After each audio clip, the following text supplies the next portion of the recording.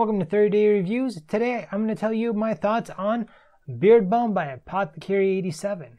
Apothecary87 was so nice to send me out this product to review for you guys, and I have been using it for about the last month and a half. However, I have been using it in collaboration with the beard oils that I also have a review on. However, I never use the products in the same day. This beard balm comes in a long box with, of course, the product name and the scent on the front. On the back, you will find the instructions on how to use it as well as the ingredients. Now, once you open this box up, you will find the product itself, and you can pull that out of there. Now, Apothecary87 includes these little collector's cards with all of their products, so make sure that you check that one out and see which one you got. The product itself comes in a 3.38 ounce aluminum squeeze tube, kind of like your toothpaste does. The lid on this is kind of nice because it's not rounded. It's shaped like a little stop sign there so that you can really get a good grip on it. The scent of this is called Muskoka, and it has a maple sap and kind of a smoke scent to it. It is kind of strong. Now you might be wondering why the heck it's called Muskoka. Well, evidently this is a collaboration between Apothecary87 and Josh Mario John, who is a affiliate of theirs and also a model that models some of their stuff. In fact, you can see him right here. He came up with this scent that evidently reminds him of that town. So that is why it is named Muskoka. Probably a little more information than you really need to know for this review, but I found it kind of interesting, so I figured I'd share it with you.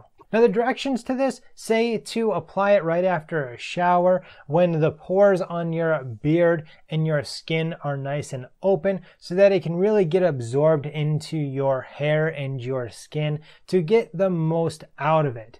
Now, unfortunately, I'm one of those people that just don't like putting product in their hair right after a shower. However, I did it once or twice, and to be honest with you, I didn't really tell a big difference between doing it right after a shower or not.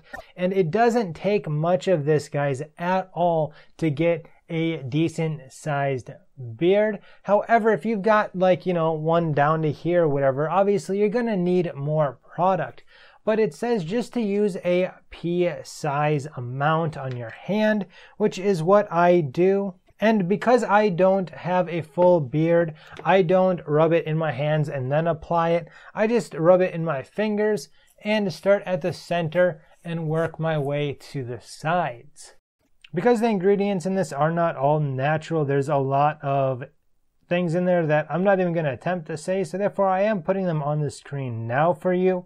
Everything in this is pretty standard for products like this.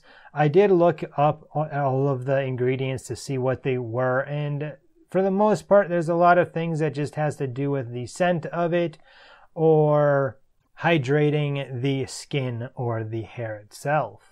As you saw, I applied this just like any other beard balm, along with making sure that I got it nice and close to the roots and to the skin.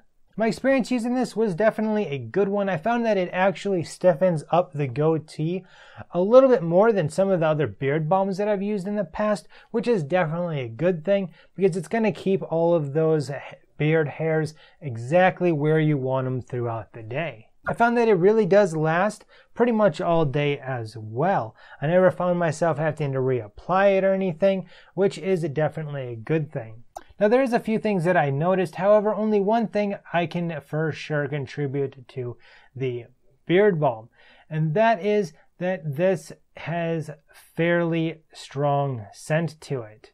And it sticks around for about 10 to 15 minutes. So if you don't like strong scents, this may not be the beard balm for you. However, after about that 10 to 15 minutes, it dissipates fairly quickly. The second thing, I can't really say for sure that it was the beard balm's fault. However, I did notice a couple hours after applying it a couple of times, not often, just a couple of times, I did have an itch right underneath my jawline here that stretched all the way across.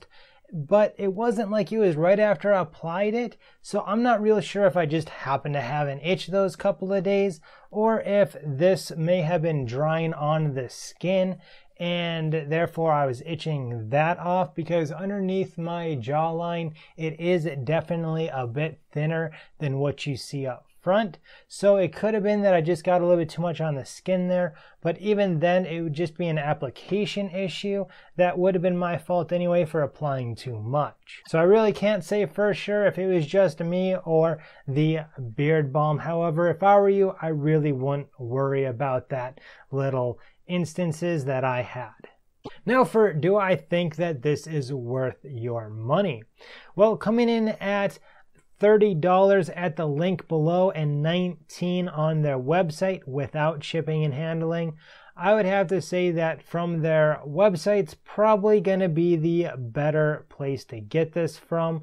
However, you're going to have to wait a few extra days to get it, and you got to pay for shipping and handling. But from what I can see from their site, the shipping and handling really isn't that bad at just like $6. If you need it immediately, Amazon for the extra $5 isn't a bad deal either. And I do think that this is well worth the $20 or even $30 from Amazon.